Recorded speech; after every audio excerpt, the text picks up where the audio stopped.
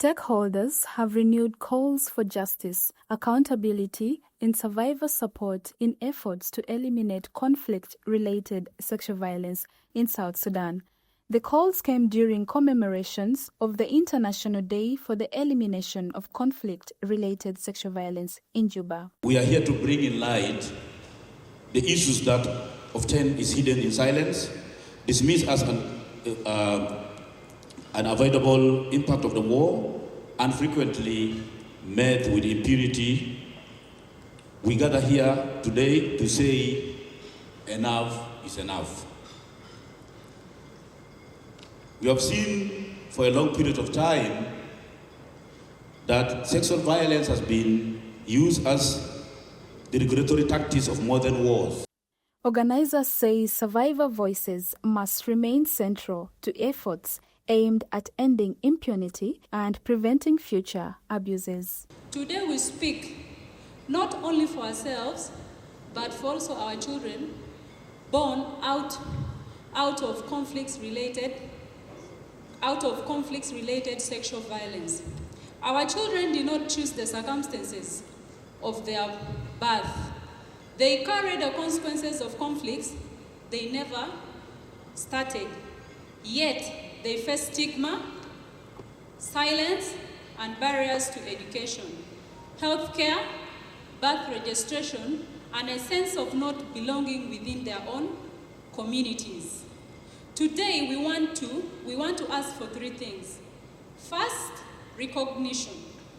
Acknowledge these children exist, record them, count them, and include them in all policies relating to justice, reparation, and social services.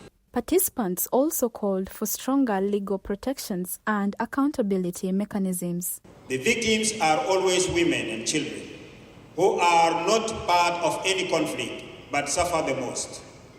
Conflicts strip our women and children from all their rights, but those rights must be protected by all of us through laws we enacted for accountability and advocacy to change the mindset of state and non-state actors during conflicts. Development partners pledged continued support for survivor-centered services. Survivors must be at the center of our response. This means access to protection, healthcare, psychosocial support, and justice services. It also means listening to survivors, supporting women's organizations and survivor-led networks, and ensuring that women and girls, including mothers and children born of war, are not left behind. There can be no sustainable peace without justice and accountability, and no justice if survivors are silenced.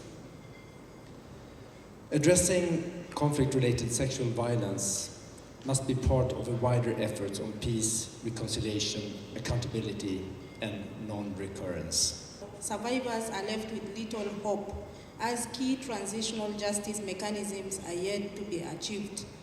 And yet, we still report an upsurging conflict across the country. As Central Equatoria State, Ministry of Gender, Child and Social Welfare, we are committed to supporting survivors through increasing our multi-sectoral interventions through the establishment of the state-level task force on conflict-related sexual violence. The UK is providing support.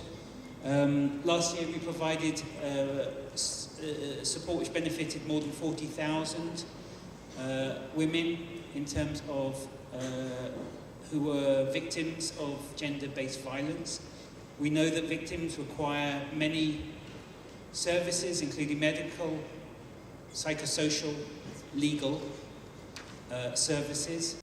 Organizations working with survivors say access to justice remains critical to recovery and long-term peace. As legal action worldwide count on us, we shall always be with you, continue to support your call and your journey to access for justice. Through the Sun, together with our partners, we are launching this campaign with the three clear commitments, breaking the silence.